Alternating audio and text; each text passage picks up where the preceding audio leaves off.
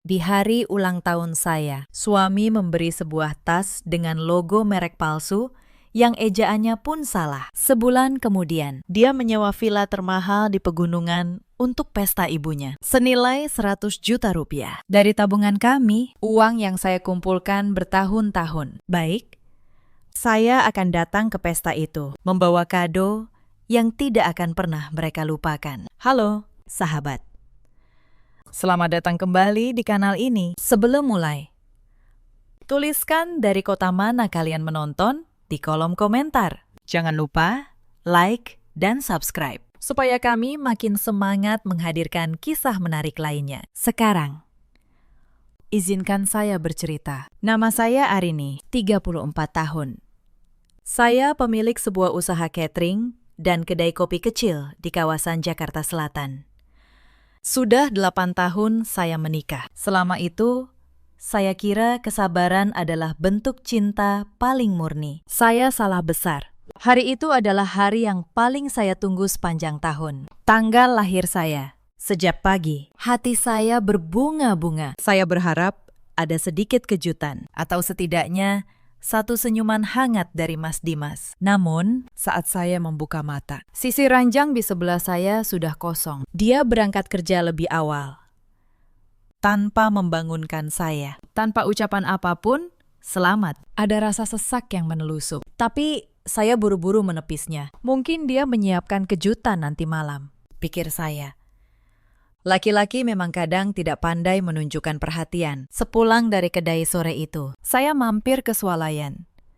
Saya membeli bahan terbaik, daging sapi segar, udang besar, bahan kue coklat kesukaan kami berdua. Sampai di rumah, saya langsung masuk dapur. Belum sempat mengganti baju kerja, saya memasak rendang yang resepnya saya pelajari berminggu-minggu. Membuat udang saus padang, memanggang kue ulang tahun saya sendiri. Saya menata meja dengan piring keramik terbaik. Saya nyalakan 2 lilin aromaterapi di tengah meja. Pukul 7 malam, semua tersaji hangat. Saya mandi, berdandan, memakai gaun yang saya pesan sebulan lalu. Lalu duduk menunggu suara mobilnya di garasi. Jarum jam terus berputar. Pukul 8, belum ada tanda dia pulang. Saya mengirim pesan, bertanyakan jam berapa dia tiba. Hanya ada 2 centang abu-abu. Belum dibaca. Pukul 9. Perut saya mulai berbunyi, tapi saya menahan lapar. Saya tidak ingin makan duluan. Saya ingin merayakan hari ini bersamanya. Saya mencoba menelpon. Panggilan saya dialihkan ke kotak suara. Rasa cemas bercampur kekecewaan yang merayap naik. Apakah dia lupa? Tahun lalu pun dia pulang larut, beralasan macet, lalu langsung tidur. Saya menatap lilin yang perlahan meleleh dan memendek. Pukul 11 malam. Terdengar suara gerbang berderit. Mesin mobil dimatikan. Jantung saya berdegup. Saya merapikan rambut dan berdiri menyambutnya. Pintu depan terbuka. Mas Dimas melangkah masuk dengan wajah datar. Tidak ada senyum. Dia melonggarkan dasi dengan kasar, melempar tas kerja ke sofa. Dia bahkan tidak melirik meja makan yang saya tata susah payah. "Kamu baru pulang?"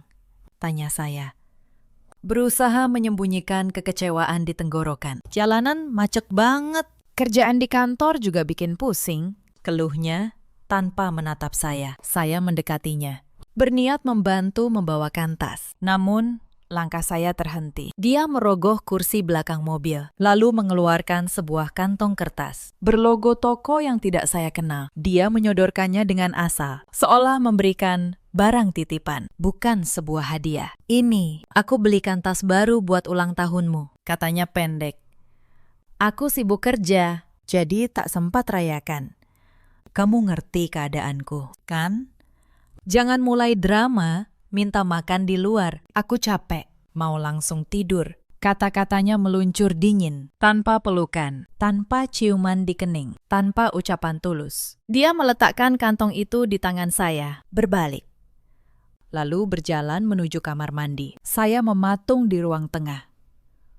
Air mata menggenang, tapi saya tahan sekuat tenaga. Saya menoleh ke meja makan. Lilin sudah mati. Makanan sudah dingin. Kue coklat buatan saya tampak menyedihkan di sudut meja. Malam itu, saya makan sendirian dalam diam, mengunyah daging yang terasa hambar, sambil mendengar dengkuran suami dari dalam kamar. Keesokan paginya, setelah dia berangkat, seolah tidak terjadi apa-apa, saya duduk di tepi ranjang. Kantong tas itu masih tergeletak, belum saya sentuh. Dengan hati hampa, saya mengeluarkan isinya. Sebuah tas kulit berwarna merah marun. Pada pandangan pertama, tas itu lumayan. Namun saat saya amati di bawah cahaya matahari, kenyataan pahit menampar wajah saya. Jahitan di bagian bawah tidak rapi. Benangnya mencuat di sana-sini. Resletingnya macet saat saya coba buka. Dan yang paling menyakitkan, logo merek di bagian depan itu palsu. Hurufnya,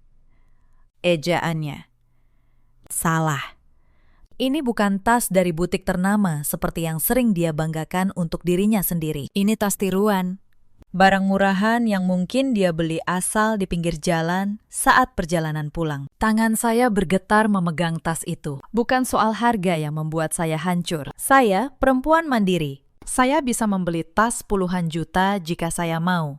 Ini soal penghargaan. Soal bagaimana dia menilai saya. Di matanya, saya hanya layak menerima sisa waktunya, sisa perhatiannya. Barang murahan tanpa usaha. Dia selalu beralasan sibuk mencari uang untuk keluarga. Padahal gajinya tidak kecil. Dan saya pun ikut menopang ekonomi rumah tangga. Selama ini saya menekan kebutuhan sendiri demi menjaga perasaannya. Saya tidak pernah menuntut perhiasan atau liburan mewah. Saya hanya meminta sedikit waktunya di hari ulang tahun saya. Melihat tas itu di pangkuan, saya sadar.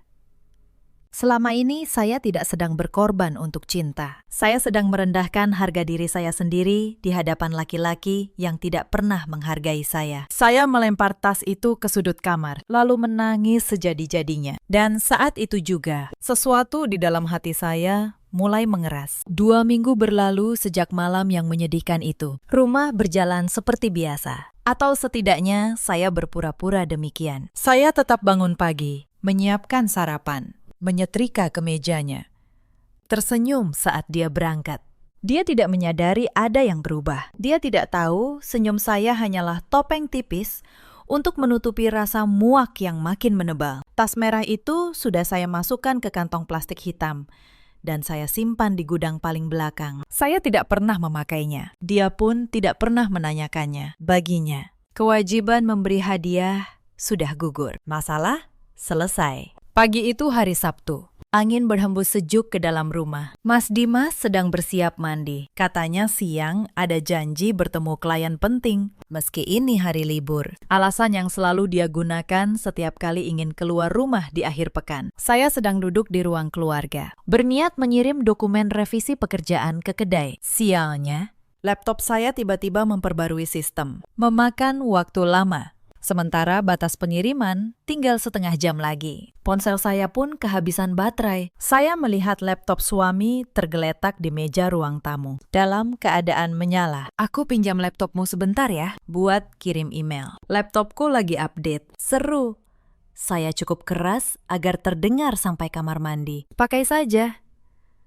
Balasnya dari balik suara gemericik air. Saya menarik laptop itu ke pangkuan, lalu membuka peramban. Rencananya, saya hanya ingin masuk ke email saya sendiri, mengirim berkas, lalu menutupnya lagi. Namun, saat saya akan mengetik alamat email, peramban itu masih membuka email milik suami. Sebuah notifikasi pesan baru berkedip di sudut kanan bawah. Mata saya menangkap subjeknya. Tertulis dengan huruf kapital. Konfirmasi pembayaran. Sewa Villa Nirwana. Catering VVIP. Kening saya berkerut. Villa Nirwana Puncak. Itu salah satu villa paling eksklusif dan mahal di kawasan pegunungan. Kapan kami pernah merencanakan liburan ke sana? Jantung saya berdebar lebih cepat. Ada dorongan kuat menyuruh saya membuka email itu. Logika berkata, itu melanggar privasi. Tapi naluri saya berteriak lebih keras. Tanpa ragu, saya klik. Layar menampilkan faktur elektronik yang sangat rinci. Mata saya membelalak. Email itu dari agen penyewaan properti mewah. Tertera nama suami saya sebagai penyewa. Tanggal sewa yang tercantum, membuat napas saya tertahan. Jatuh 41 hari setelah ulang tahun saya. Hanya tinggal 2 minggu lagi. Saya terus membaca dengan tangan yang mulai dingin. Sewa villa 3 hari 2 malam. Kolam renang pribadi. Catering VVIP. Dekorasi bunga segar. Fotografer profesional. Musik langsung. Total tagihan di bagian bawah membuat kepala saya pusing. Hampir menyentuh angka 100 juta rupiah. Status pembayaran tertulis, lunas. Untuk siapa semua ini? Tanggal itu, untuk apa? Pikiran saya berputar cepat. Lalu, seperti disambar petir di siang bolong, saya teringat. Tanggal itu adalah hari ulang tahun ibu mertua saya, Ibu Darmi. Tangan saya membeku. Laki-laki yang memberi saya tas tiruan dengan resleting macet. Laki-laki yang beralasan terlalu sibuk untuk sekedar makan malam di hari ulang tahun saya. Ternyata diam-diam merencanakan pesta semewah ini untuk ibunya. Rasa sakit di dada saya berubah menjadi amarah yang mendidih. Namun, ada satu pertanyaan besar yang mengganjal. Dari mana dia mendapat uang sebanyak itu? Gajinya memang besar. Tapi, gaya hidupnya yang boros dan cicilan mobilnya tidak memungkinkan dia mengeluarkan 100 juta tunai begitu saja. Kecuali dengan tergesa, saya membuka tab baru. Saya tahu kata sandi rekening tabungan bersama kami. Rekening yang kami buka sejak awal menikah untuk rumah impian. Tempat kami menyisihkan uang tiap bulan. Jujur saja, 3 tahun terakhir, sayalah yang lebih banyak menyetor dari hasil usaha saya. Sementara dia sering beralasan ada kebutuhan mendadak, sehingga setorannya bolong-bolong. Saya tidak pernah mempermasalahkannya. Saya pikir uang itu untuk masa depan kami berdua. Tangan saya basah oleh keringat dingin saat mengetik kata sandi. Layar menampilkan saldo akhir. Saldo yang awalnya ratusan juta itu, kini hanya tersisa beberapa ratus ribu rupiah. Dunia saya seakan runtuh. Kaki saya lemas, meski saya sedang duduk. Saya membuka mutasi rekening.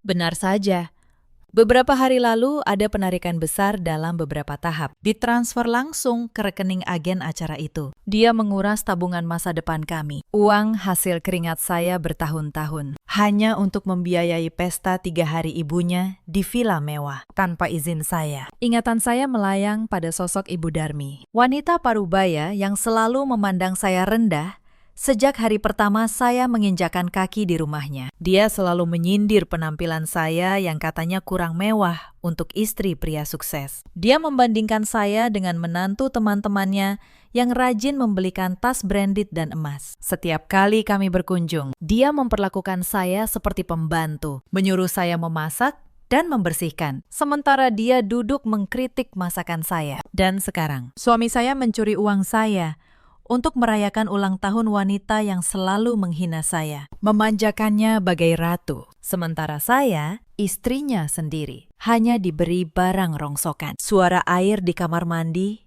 tiba-tiba berhenti. Dia sudah selesai. Saya bergerak secepat kilat. Saya hapus riwayat pencarian, keluar dari akun perbankan, tutup tab email itu, dan kembali ke email saya sendiri. Saya unggah dokumen pekerjaan, lalu kirim.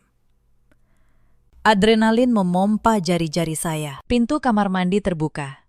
Mas Dimas keluar sambil mengeringkan rambut. Udah selesai kirim emailnya? Tanyanya santai, tanpa curiga sedikit pun. Saya mengangkat wajah, menatap laki-laki yang berstatus suami saya itu. Di balik wajahnya yang terlihat polos sehabis mandi, saya kini melihat sosok yang manipulatif, egois, dan pencuri. Namun saya tidak menangis. Saya tidak berteriak histeris menuntut penjelasan. Melabraknya sekarang hanya akan memberinya kesempatan mencari alasan licik atau memanipulasi keadaan. Saya pasang senyum lebar, senyum yang tidak mencapai mata. Sudah. Makasih ya, laptopnya.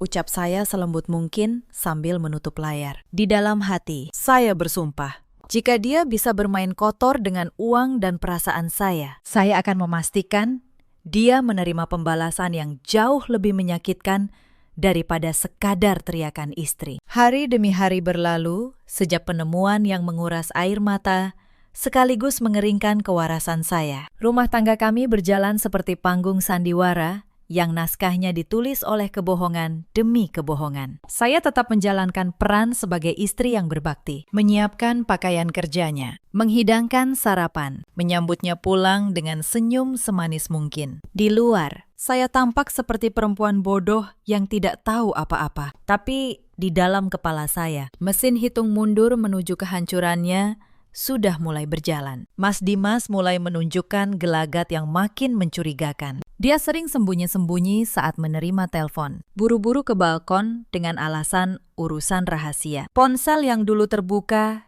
kini selalu menelungkup. Kata sandinya diganti. Saya pura-pura tidak menyadari. Saya biarkan dia merasa menang. Merasa pintar karena berhasil menipu istri yang selama ini selalu mengalah. 2 minggu sebelum acara di villa itu, saya memutuskan memancing kebohongan besar dari mulutnya. Pagi itu saya sedang mengoleskan selai ke roti kesukaannya. Dia duduk di seberang, menyesap kopi. Akhir pekan depan kan libur panjang, ucap saya.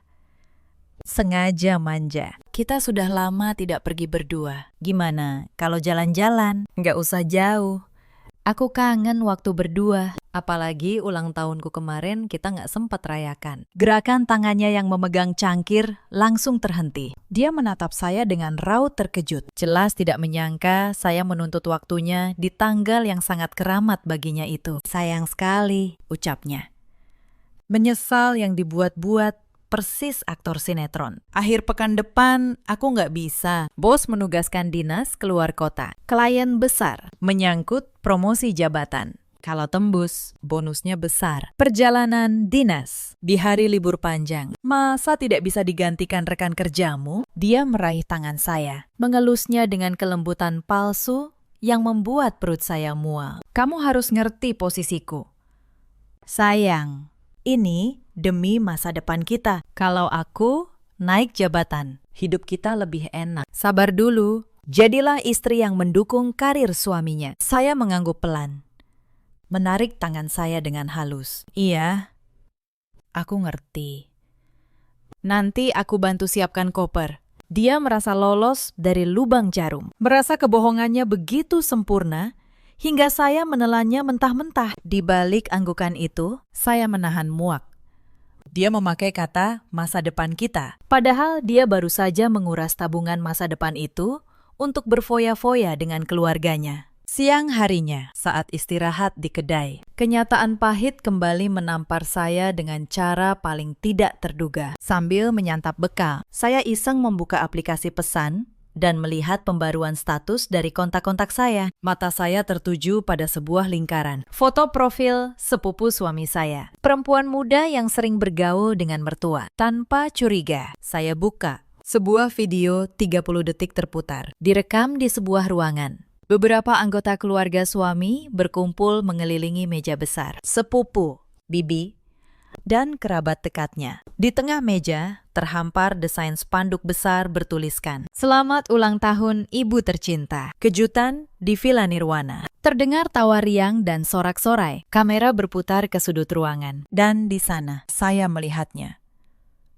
Mas Dimas berdiri, tersenyum lebar, sambil memegang segelas minuman. Tampak sangat bahagia. Keterangan yang ditulis sepupunya di bawah video itu adalah pukulan pamungkas. Meeting rahasia buat kejutan ibu. Gak sabar party 3 hari 2 malam di villa mewah minggu depan. Disponsori anak kebanggaan ibu. Jangan bocor ya. Dada saya terasa seperti ditindih balok beton. Saya memutar video itu berulang-ulang. Hanya untuk membuktikan saya tidak salah lihat. Fakta ini jauh lebih menyakitkan daripada faktur tempo hari. Ini bukan hanya soal suami dan mertua. Ini soal seluruh keluarga besarnya. Mereka semua tahu. Berkumpul merencanakan pesta mewah, memakai uang yang dicuri suami dari tabungan kami. Dan dari sekian banyak orang di video itu, tidak ada satupun yang menanyakan keberadaan saya. Tidak ada yang merasa aneh. Mengapa menantu perempuan di keluarga itu tidak diundang? Terbukti, sudah. Saya sengaja disingkirkan, sengaja dibohongi. Didukung penuh oleh seluruh keluarganya, agar dia bisa menghamburkan uang tanpa mendengar suara saya. Di mata mereka, saya hanyalah mesin pencetak uang yang tidak perlu dihargai. Mereka pasti menertawakan kebodohan saya di belakang. Makanan di mulut saya mendadak terasa hambar. Saya matikan layar. Saya tatap kosong ke jendela. Air mata tidak lagi menetes. Kesedihan saya sudah habis, tak tersisa. Yang tertinggal di dada hanyalah kobaran api yang siap menghanguskan mereka semua. Mulai detik ini, tidak ada lagi kasihan. Mereka ingin bermain rahasia dengan saya. Baik, saya akan memberi mereka kejutan rahasia yang akan membuat mereka berharap tidak pernah merencanakan pesta ini. Saya menghabiskan sisa jam kerja hari itu dengan pikiran berjalan ribuan kilometer per jam. Saya berhenti meratap.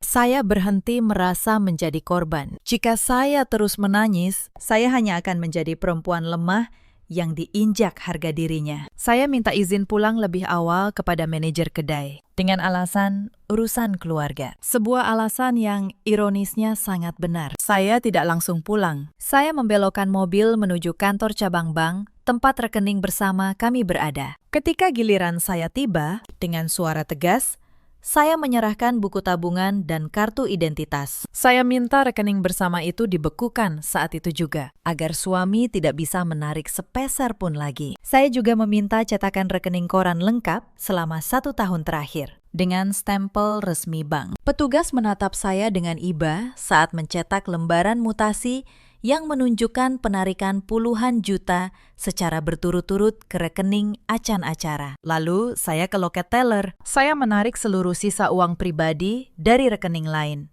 memindahkannya ke rekening baru yang tidak diketahui suami. Saya amankan semua aset keuangan saya. Dia mungkin sudah merampok tabungan masa depan kami, tapi saya tidak akan membiarkannya menyentuh sepeser pun uang saya lagi. Perjalanan saya berlanjut ke sebuah firma hukum ternama di pusat kota. Saya sudah membuat janji dengan pengacara senior rekomendasi teman baik saya. Namanya Pak Chandra, pria parubaya yang tajam dan tak kenal ampun dalam sengketa rumah tangga dan gonogini. Di ruang kerjanya, saya menceritakan semuanya. Tas murahan di ulang tahun saya, faktur sewa villa puluhan juta, hingga persekongkolan keluarganya dari video itu. Saya letakkan bukti cetak rekening koran di atas meja. Pak Chandra mendengarkan, mencatat beberapa poin, lalu mengangguk paham. Beliau menjelaskan bahwa tindakan suami menguras rekening bersama tanpa persetujuan istri bisa masuk kategori penggelapan dalam perkawinan. Beliau menyuruh asistennya menyusun draft gugatan cerai hari itu juga. Kami menyusun strategi yang matang. Saya tidak akan mengajukan gugatan ini secara diam-diam. Saya menginginkan sebuah eksekusi yang dramatis. Surat gugatan cerai dan somasi pengembalian dana itu akan saya serahkan langsung ke tangan suami dan mertua di acara pesta mewah mereka. Malam itu, saya tiba di rumah sebelum suami pulang. Saya bersikap senormal mungkin saat dia tiba dengan wajah lelah yang selalu dia jadikan senjata untuk memancing simpati. Dia tidur lebih cepat, mengaku harus menyiapkan materi presentasi untuk perjalanan dinasnya. Saya menunggu sampai dengkurannya memenuhi kamar. Lalu, saya mengendap masuk ke ruang kerjanya. Ada satu hal yang masih mengganjal. Keberaniannya menghabiskan 100 juta. Laki-laki yang pelit kepada istrinya biasanya tidak hanya menghamburkan uang untuk ibunya. Pasti ada motif lain. Saya menyalakan tablet miliknya yang tersinkronisasi dengan ponselnya. Jadi saya bisa membuka semua pesannya tanpa memegang ponsel itu langsung. Saya abaikan grup keluarga yang penuh rencana pesta. Saya mencari yang lebih spesifik. Mata saya tertuju pada sebuah kontak tanpa nama. Hanya disimbolkan dengan emoji bunga mawar merah. Hati saya mencelos. Tapi tangan saya tetap membuka riwayat percakapan itu. Apa yang saya baca membuat perut saya bergejolak. Percakapan penuh panggilan sayang, rayuan, janji manis. Perempuan itu rekan kerjanya di cabang lain, selingkuhannya. Namun yang membuat darah saya mendidih adalah percakapan mereka hari itu. Perempuan itu mengirim foto pilihan gaun malam mahal, menanyakan mana yang cocok untuk acara akhir pekan depan. Balasan suami saya menghancurkan sisa akal saya. Pakai yang warna merah hati. Sayang, kamu pasti kelihatan berkelas. Aku nggak sabar ngenalin kamu ke ibu dan seluruh keluarga sebagai calon istriku. Nggak kampungan kayak yang di rumah. Air mata jatuh ke layar tablet. Bukan karena saya patah kehilangan cintanya. melainkan karena amarah yang luar biasa. Dia tidak hanya memakai uang saya untuk ulang tahun ibunya, dia juga memakainya untuk meresmikan hubungan gelapnya di depan seluruh keluarga besarnya. Keluarga yang berkomplot menyingkirkan saya. Dia menyebut saya kampungan, padahal pestanya dibiayai uang hasil keringat saya. Saya menarik napas panjang, menetralkan detak jantung yang berpacu liar. Saya ambil tangkapan layar seluruh percakapan itu, termasuk foto perempuan itu. Lalu saya kirim ke email saya sendiri sebagai bukti tambahan untuk pengadilan. Saya matikan tablet dan mengembalikannya persis di tempat semula. Esok harinya, saya menyiapkan kado istimewa yang akan saya bawa ke acara itu. Saya pergi ke toko perhiasan eksklusif, tapi saya tidak membeli berlian.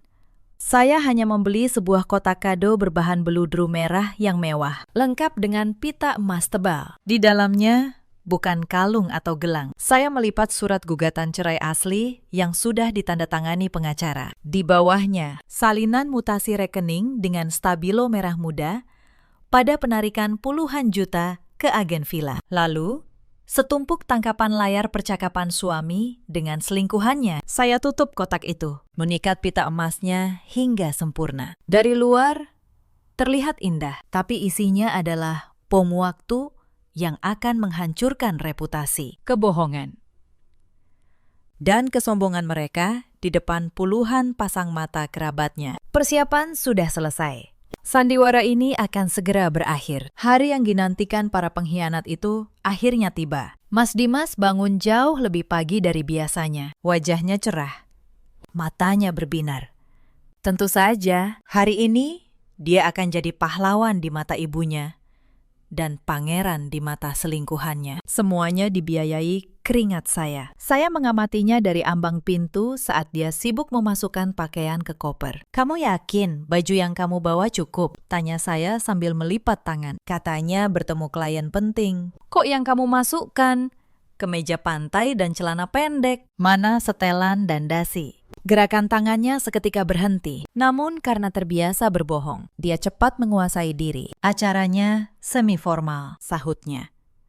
"Klien yang kutemui orangnya santai. Setelan jasnya sudah kusiapkan, nanti langsung kugantung di mobil, supaya tidak kusut." Alasan yang masuk akal bagi istri yang buta karena cinta. Tapi, bagi istri yang sudah memegang bukti mutasi rekening dan rencana perselingkuhan, alasan itu terdengar seperti lelucon murahan. Saya hanya mengangguk pelan. "Baiklah, hati-hati di jalan. Semoga urusanmu lancar dan promosi jabatan yang kamu janjikan benar-benar terwujud," ucap saya dengan nada selembut sutra. Padahal, di dalam hati, saya sedang menyumpahinya dengan segala kutukan yang ada di dunia. Setelah sarapan, dia meraih koper dan kunci mobil. Dia mendekati saya, mendaratkan ciuman di kening. Sentuhan bibirnya terasa dingin dan palsu di kulit saya. "Aku berangkat dulu ya, kamu baik-baik di rumah," ucapnya dengan raut penuh perhatian yang memuakkan. "Iya, tenang saja. Aku pasti akan sangat sibuk mengurus urusanku sendiri hari ini," balas saya sambil memaksakan senyum. Kalimat itu bermakna ganda. Sayangnya, otaknya yang dipenuhi rencana perselingkuhan tidak mampu menangkap sinyal bahaya dari nada bicara saya. Saya membalas lambaian tangannya dari teras, menatap ekor mobilnya yang menghilang di tikungan. Tepat setelah mobilnya tak lagi terlihat, senyum di bibir saya lenyap. Wajah saya berubah dingin dan keras. Sandiwara pagi ini sudah selesai. Sekarang saatnya pertunjukan utama saya. Saya telah menyewa jasa seorang penata rias profesional yang datang ke rumah hari itu.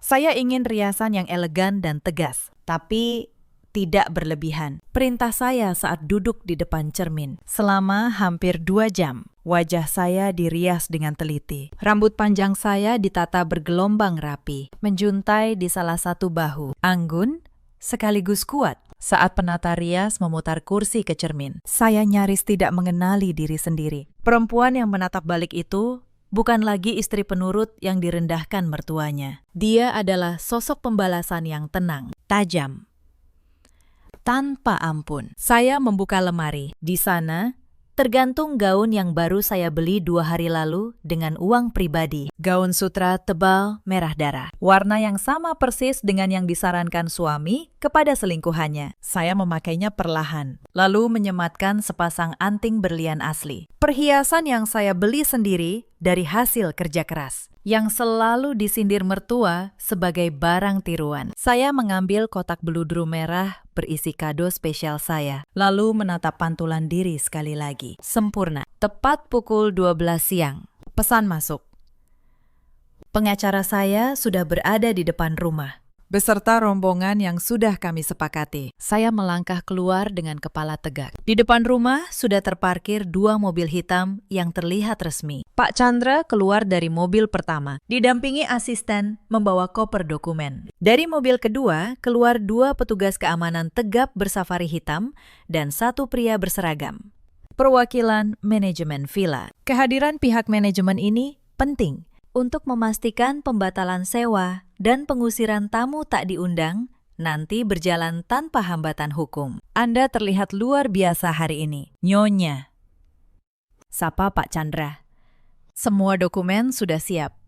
Perwakilan manajemen villa sudah memegang surat pembatalan sewa atas nama Anda. Kita bisa berangkat sekarang. Terima kasih. Kita berangkat. Saya tidak sabar mengucapkan selamat ulang tahun secara langsung kepada ibu mertua saya, jawab saya dengan nada dingin. Iring-iringan mobil kami bergerak, membelah jalan raya menuju kawasan pegunungan. Perjalanan 3 jam itu terasa lambat sepanjang jalan. Ingatan saya memutar semua perlakuan buruk selama pernikahan. Sindiran tajam mertua, wajah dingin suami. Semua kenangan pahit itu tidak membuat saya menangis, justru menjadi bahan bakar. Acara puncaknya dimulai pukul 4 sore, ucap asisten pengacara. Rombongan kita akan tiba tepat saat mereka memulai potong tumpeng dan penyerahan kado di aula utama. Bagus sekali, gumam saya sambil mengusap kotak beludru di pangkuan. Biarkan mereka merasa berada di puncak kebahagiaan. Karena jatuh dari tempat yang paling tinggi, rasanya jauh lebih menyakitkan. Ketika mobil kami berbelok memasuki gerbang besar bertuliskan Villa Nirwana, saya menarik napas panjang. Pesta sudah dimulai, dan sandiwara yang mereka mainkan akan segera menemui akhirnya. Area parkir sudah penuh oleh deretan mobil keluarga besar suami. Saya bahkan melihat mobilnya terparkir paling depan, mengkilap karena baru dicuci pagi tadi. Sepatu hak tinggi saya mengetuk lantai marmer lobi dengan suara yang tegas. Dari balik pintu kaca, saya mendengar alunan musik akustik langsung. Pintu utama dari kayu jati berukir itu terbuka lebar. Aula utama dihias sangat mewah. Karangan mawar putih dan lili di setiap sudut. Meja prasmanan panjang, penuh hidangan mahal. Daging panggang premium, kepiting raksasa, deretan makanan penutup layaknya hotel bintang 5. Di tengah ruangan ada panggung kecil dengan spanduk besar bertuliskan, "Selamat ulang tahun ke-60 ibu tercinta, dari anakmu yang paling berbakti." Dan di tengah kerumunan, saya melihat mereka. Ibu mertua duduk di kursi besar yang dihias menyerupai singgasana. Berkebaya emas berkilauan, leher dan tangannya penuh perhiasan emas mencolok. Dia tertawa lepas, memamerkan kebahagiaannya. Tak jauh dari sana, berdiri Mas Dimas memegang mikrofon.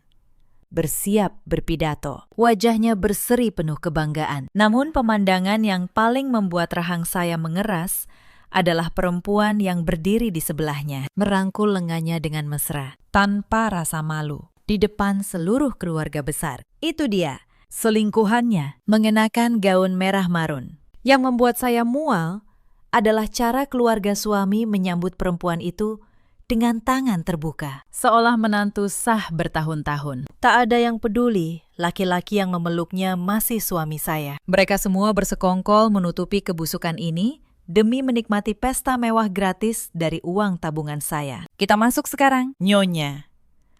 Bisik pengacara dari belakang, saya mengangguk perlahan. Iya, buka jalannya. 2 petugas keamanan berjalan lebih dulu, mendorong pelan pintu kaca ganda. Saya melangkah masuk, diikuti pengacara dan perwakilan manajemen villa. Saat kaki saya menginjak karpet tebal, kehadiran saya belum disadari banyak orang. karena suara musik yang cukup bising. Saya berjalan perlahan, melewati deretan meja tamu dengan dagu terangkat tinggi. Gaun merah darah saya menyapu lantai, memantulkan cahaya lampu kristal. Warna gaun saya menenggelamkan penampilan selingkuhan suami yang mengenakan warna serupa. Satu persatu, pasang mata mulai menoleh ke arah saya. Suara tawa dan obrolan yang tadinya riuh perlahan mereda, seperti gelombang air yang surut tiba-tiba. Grup musik akustik ikut menghentikan permainan, menyisakan keheningan yang terasa canggung dan tegang. Langkah saya yang berirama konstan menjadi satu-satunya suara di ruangan luas itu. Mas Dimas, yang tadi sedang mengangkat mikrofon, akhirnya menoleh ke sumber keheningan. Saat matanya bertemu tatapan saya bisa melihat jiwa di dalam tubuhnya seolah tercabut keluar. Wajahnya yang semula memerah karena bangga, dalam hitungan detik berubah pucat seperti mayat. Mikrofon di tangannya bergetar, rahangnya jatuh, matanya terbelalak, seakan melihat hantu pencabut nyawa. Selingkuhannya ikut menoleh. Wajah perempuan itu langsung dipenuhi kebingungan dan ketakutan. Dia perlahan melepaskan tangannya dari lengan suami saya, mundur selangkah, seperti tikus yang kepergok mencuri. Di atas singgasananya, ibu mertua saya mengerjapkan mata. Awalnya bingung, namun sedetik kemudian, kebingungan itu digantikan kesombongan yang meluap. Saya menghentikan langkah tepat di depan panggung kecil itu, hanya berjarak 2 meter dari tempat ibu mertua saya duduk. Saya tidak menoleh ke arah suami yang gemetar ketakutan, atau keselingkuhannya yang mulai menunduk. Mata saya menatap lurus ke arah wanita tua yang selama ini selalu menginjak harga diri saya. "Untuk apa kamu datang?" bentak ibu mertua. Suaranya melengking memecah keheningan. "Siapa yang mengundangmu? Ini acara keluarga. Kamu sengaja mau merusak ulang tahunku. Dasar menantu tidak tahu malu. Pergi sebelum aku menyuruh orang mengusirmu." Gumam keterkejutan terdengar dari kerumunan kerabat. Beberapa mulai berbisik, memandang saya seolah sayalah penjahat dalam cerita ini. Saya sama sekali tidak terpengaruh. Saya tersenyum tipis. Sebuah senyum yang dingin. "Mengusir saya?" tanya saya dengan nada tenang, jernih, namun bergema cukup keras hingga terdengar ke seluruh sudut ruangan. Ibu ingin mengusir orang yang telah membayar lunas seluruh makanan mewah yang masuk ke perut keluarga besar ini. Ibu mertua tertegun. Wajahnya yang garang tiba-tiba diselimuti keraguan. "Apa maksudmu?" "Jangan bicara sembarangan. Pesta ini dibayar penuh oleh anakku, hasil kerja kerasnya. Jangan mengklaim apa yang bukan milikmu." Saya melangkah maju mendekatinya. Perlahan, saya sodorkan kotak bludru merah ke pangkuannya. Kotak itu kontras dengan kebaya emasnya. "Selamat ulang tahun ke-60, Ibu," ucap saya.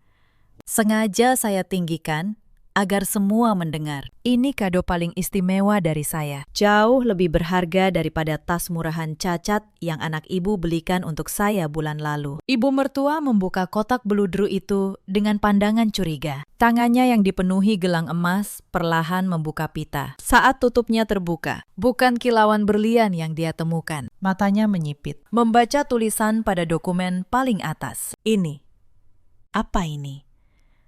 Suaranya mulai bergetar. "Itu surat gugatan cerai resmi," jelas saya dengan senyum yang mengembang. Di bawahnya, salinan mutasi rekening yang sudah saya tandai. "Silakan cocokkan angka penarikan tabungan saya dengan total tagihan villa dan catering ini." Anak kebanggaan ibu tidak pernah punya uang sebanyak itu. Dia menguras tabungan masa depan kami demi kesombongan ibu dan demi memamerkan selingkuhannya di depan kalian semua. Ruangan itu seketika meledak oleh suara keterkejutan. Terdengar pekikan tertahan dari beberapa kerabat perempuan. Ibu mertua membolak-balik lembaran kertas itu dengan tangan gemetar saat dia melihat foto tangkapan layar percakapan kotor anaknya dengan selingkuhannya. Wajahnya berubah. Dia memegang dada. Napasnya tersengal. "Ini fitnah. Ini pasti palsu," jeritnya, melempar kertas-kertas itu hingga berserakan di atas karpet. Mas Dimas yang sejak tadi membatu akhirnya tersadar. Dia menjatuhkan mikrofon, menimbulkan dengungan keras yang menyakitkan telinga. Dia berlari turun dari panggung, mendekati saya dengan tangan terentang. "Sayang, tolong." Dengarkan aku. Ini tidak seperti yang kamu pikirkan. Aku bisa jelaskan semuanya. Jangan lakukan ini di depan keluargaku. Kumohon. Suaranya parau. Air matanya menggenang. Laki-laki yang tadi pagi keluar rumah dengan langkah tegap dan senyum penuh kebanggaan itu, kini merintih menyedihkan seperti anak kecil. Petugas keamanan langsung maju, menghalangi langkahnya sebelum dia sempat menyentuh ujung rambut saya. Saya menatap laki-laki itu dengan tatapan jijik. Tidak ada yang perlu dijelaskan. Semuanya sudah jelas dan tertulis di sana. Saya menoleh ke arah perwakilan manajemen villa. Bapak, silahkan laksanakan tugas Anda. Pria berseragam itu mengangguk hormat, lalu berdeham dengan suara lantang dan resmi. Dia mengumumkan keputusan yang akan menjadi akhir dari segalanya. Mohon perhatian semuanya. Karena penyewaan villa ini terbukti menggunakan dana yang bukan hak penyewa dan atas instruksi pemilik sah dana itu. Dengan menyesal, kami membatalkan sewa saat ini juga. Kami mohon seluruh tamu mengemasi barang dan mengosongkan villa dalam 10 menit.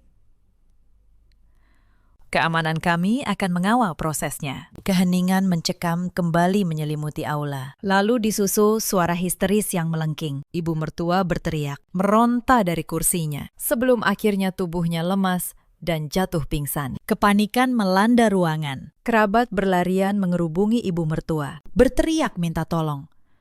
Beberapa menatap saya dengan marah, tapi tak ada yang berani mendekat karena penjagaan ketat. Di tengah kekacauan itu, saya berbalik.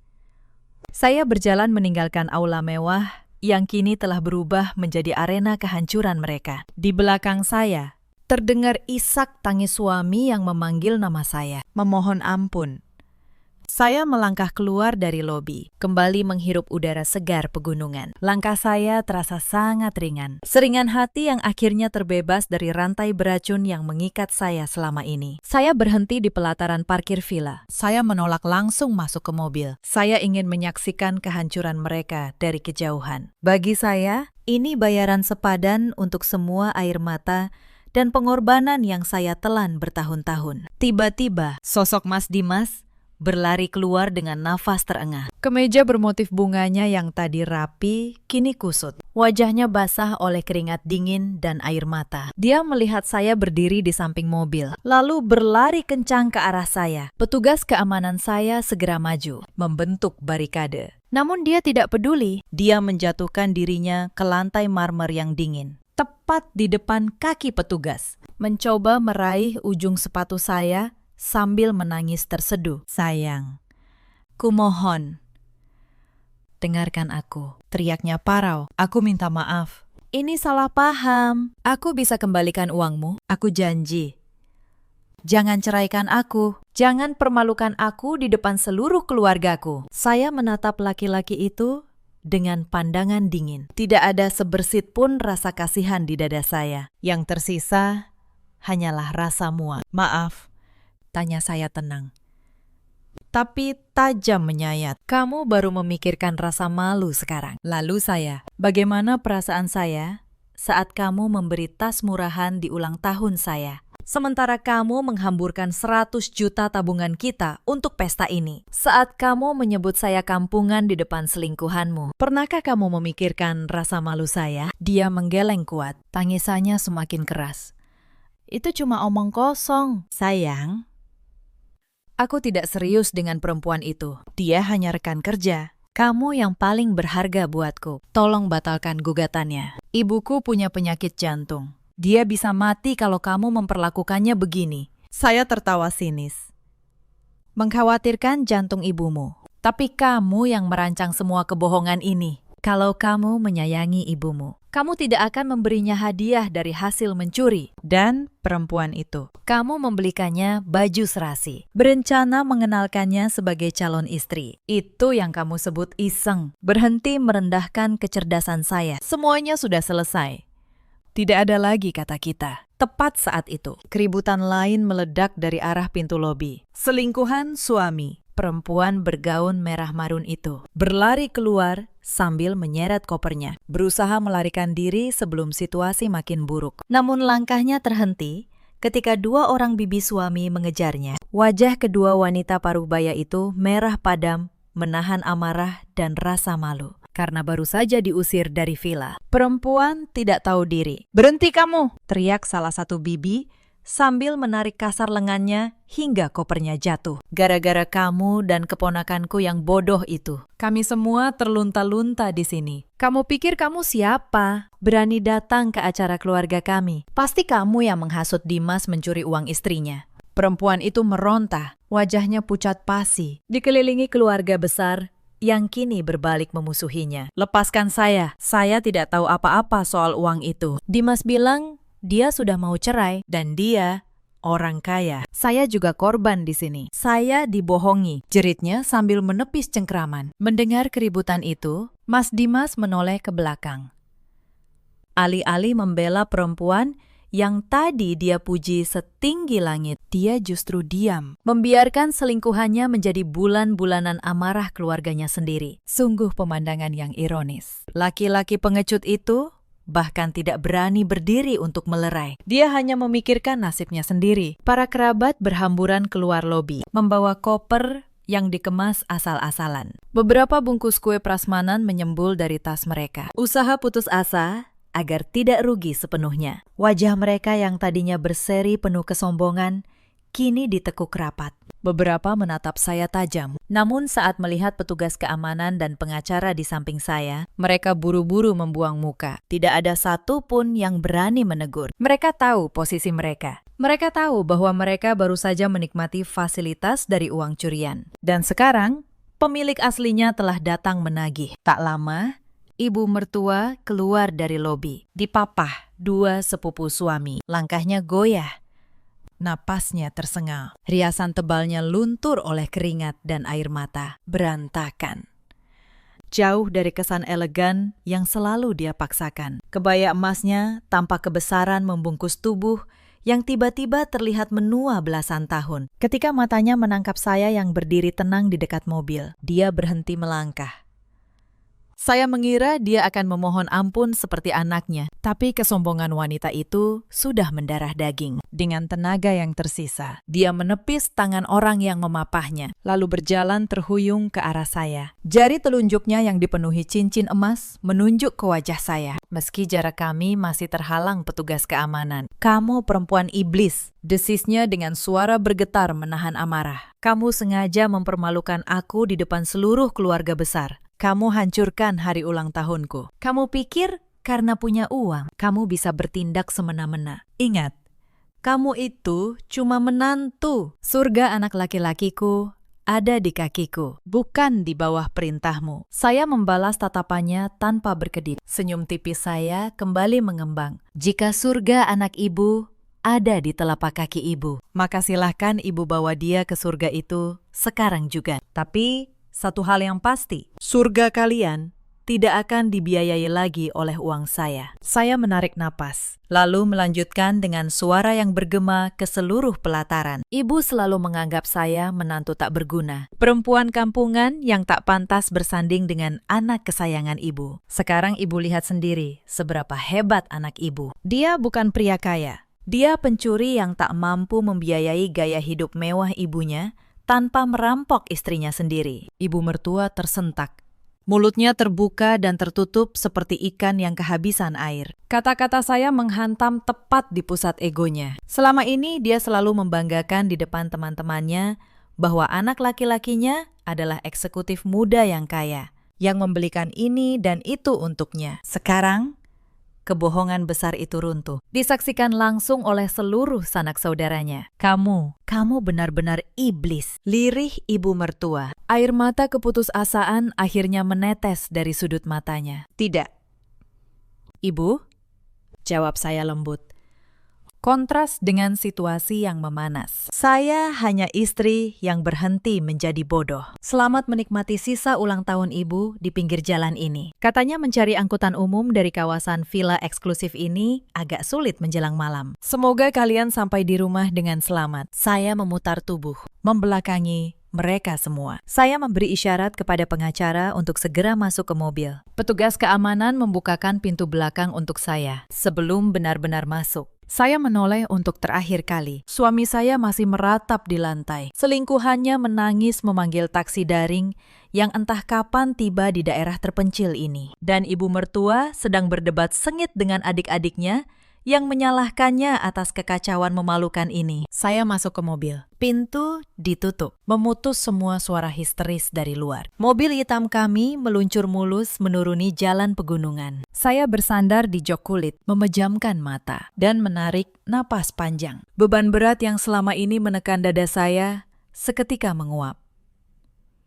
Saya telah memenangkan pertempuran pertama, dan saya siap menyelesaikan sisa peperangan ini di pengadilan. 6 bulan telah berlalu sejak insiden memalukan di villa itu. Waktu bergulir cepat, membawa perubahan besar yang menyapu bersih seluruh debu masa lalu dari hidup saya. Sore ini, saya duduk di sudut kedai kopi saya sendiri di kawasan Jakarta Selatan. Tempat ini tidak terlalu besar, namun selalu dipenuhi pelanggan yang mencari suasana tenang dan aroma kopi yang dipanggang sempurna. Kedai ini adalah milik saya, sebuah impian lama yang tertunda. Karena selama pernikahan, suami selalu meremehkan rencana saya berbisnis dan menyuruh saya fokus melayani kebutuhannya di rumah. Kini, impian itu berdiri kokoh. Dibangun dari sisa tabungan pribadi saya dan uang ganti rugi yang berhasil saya minta kembali. Saya menyesap kopi susu hangat dari cangkir keramik, mengamati para barista yang sibuk meracik pesanan. Perasaan damai dan merdeka memenuhi rongga dada saya. Proses perceraian saya berjalan jauh lebih mulus dari yang saya kira. Berkat bukti-bukti kuat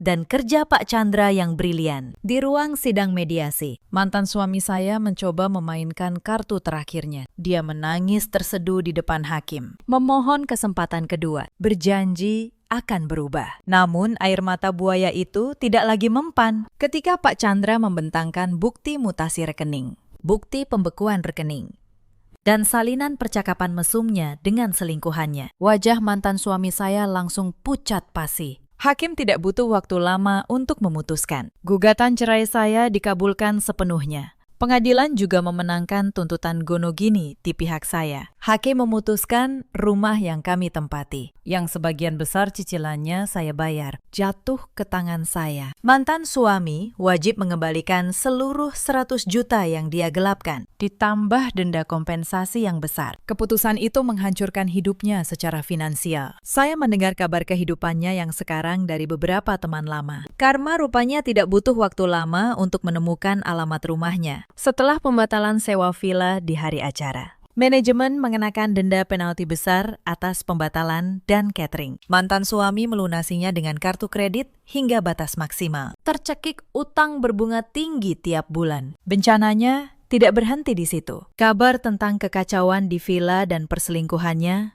menyebar luas sampai ke telinga HR de kantornya. Perusahaan yang menjaga citra menganggapnya memalukan. Rencana promosi jabatannya dibatalkan beberapa bulan kemudian karena kinerjanya merosot dan dikejar utang ke sana kemari. Dia diturunkan jabatannya ke divisi lapangan yang jauh lebih melelahkan dengan gaji yang dipotong. Lalu bagaimana nasib perempuan bergaun merah marun itu setelah insiden di villa? Dia langsung memutuskan semua kontak dengan mantan suami saya. Perempuan itu sadar bahwa pria yang dia kencani bukan pangeran kaya raya, melainkan pria bangkrut yang dililit utang. Dia keluar dari pekerjaannya, pindah ke kota lain, dan kabarnya kini sudah menggandeng laki-laki lain yang jauh lebih mapan. Mantan suami saya ditinggalkan sendirian, menanggung tumpukan utang dan rasa malu yang tidak ada habisnya. Nasib ibu mertua saya jauh lebih menyedihkan. Kesombongan yang selalu dia pamerkan hancur lebur. Setelah diusir dari villa di hari ulang tahunnya, seluruh keluarga besarnya berbalik memusuhinya. Adik dan sepupunya merasa ditipu dan dipermalukan. Mereka menolak berhubungan lagi, bahkan memblokir nomornya. Wanita tua itu kini hidup sendirian di kontrakan kecil di pinggiran. Untuk bertahan hidup dan menutup sebagian utang anak kebanggaannya, dia menjual satu persatu perhiasan emas yang dulu dia sombongkan pada saya. Tidak ada lagi arisan sosialita. Tidak ada lagi liburan mewah.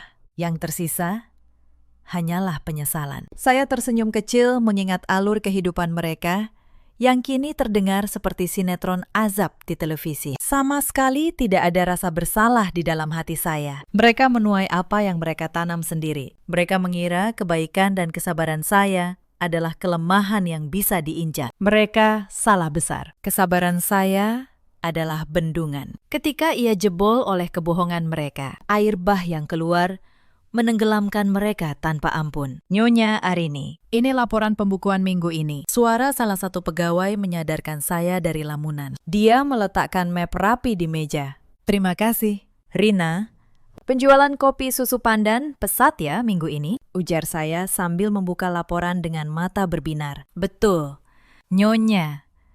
Oh ya, gaun merah yang Nyonya pakai di foto profil media sosial itu bagus sekali. Kelihatan sangat berkelas. Nyonya beli di mana? Kalau boleh tahu, tanya Rina dengan wajah penuh rasa ingin tahu. Saya tertawa renyah. Foto yang Rina maksud adalah foto yang saya ambil sesaat sebelum berangkat ke villa hari itu. Gaun sutra merah darah, rambut bergelombang rapi, dan senyum kemenangan.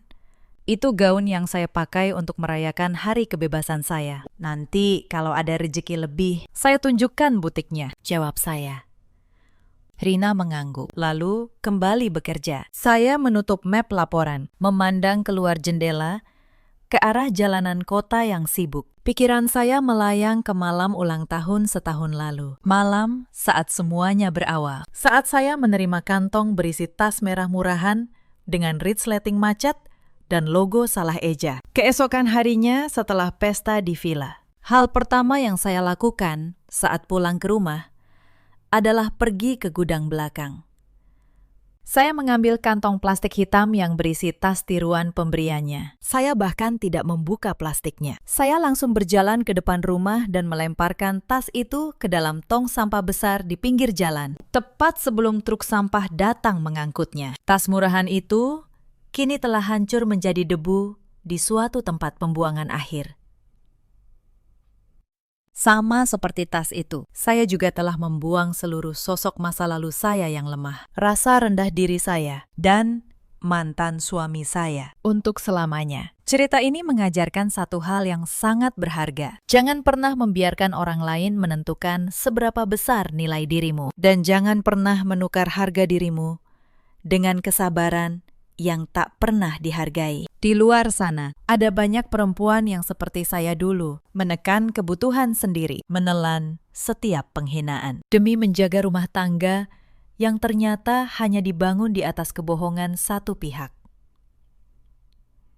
Ada juga banyak suami seperti Dimas, pria yang menganggap istri sebagai mesin pencetak uang, yang berani berfoya-foya dengan keringat pasangannya, lalu menangis memohon ampun hanya ketika sudah kehilangan segalanya. Ada pula para ibu mertua yang menjadikan harta dan gengsi sebagai tolok ukur kehormatan seorang menantu, yang lupa bahwa kesombongan adalah utang yang cepat atau lambat harus dibayar lunas. Hidup mereka kini berakhir dengan penyesalan, sementara saya bangkit, berdiri di atas kaki sendiri, sebagai tokoh utama dalam cerita saya. Dalam hidup, kita selalu punya pilihan, memilih untuk terus diinjak atau memilih untuk bangkit dan menentukan nilai diri sendiri. Jika kalian punya kisah serupa, ceritakan di kolom komentar. Terima kasih sudah menemani saya sampai akhir. Sampai jumpa di kisah berikutnya.